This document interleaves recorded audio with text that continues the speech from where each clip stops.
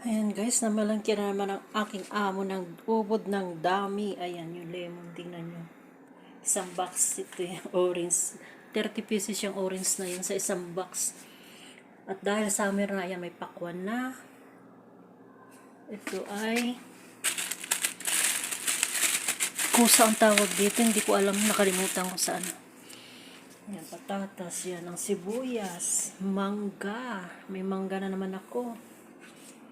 Ayan, ang dami. Aayusin ko. Ang dami kong aayusin. Ayan, milon. Daon ng sibuyas. Ang dami. Meron pa dyan eh. Ito, lettuce. Mint. Daon ng mint. Okra. O yun, maglaga naman ako ng okra. Ito mga dahon-dahon na yan. Yan. Ceiling green. Mahilig sila dito.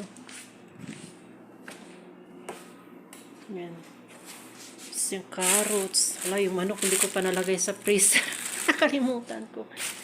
Dut-dut pa more itong saging.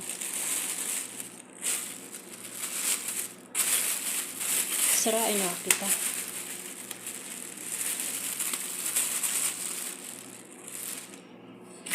Ubas. Grapes na green. Ito, kiwi. Mahilig siya sa kiwi yung amo ko. Tagal na kasi hindi nakabili ng prutas. Ito, may kakainin na naman ako. Ito, cucumber. Dami. Bakit yung cucumber sa Pilipinas, ibang klase? Malalaki siya at saka may amoy. Pero may ganito din doon sa Pilipinas, nakita ko sa mga Robinson.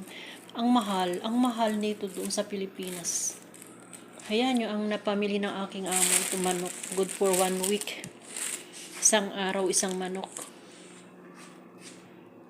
At ako'y bumibili ng isda ko. Ayan, ang kanyang pinamili at aking aayusin muna.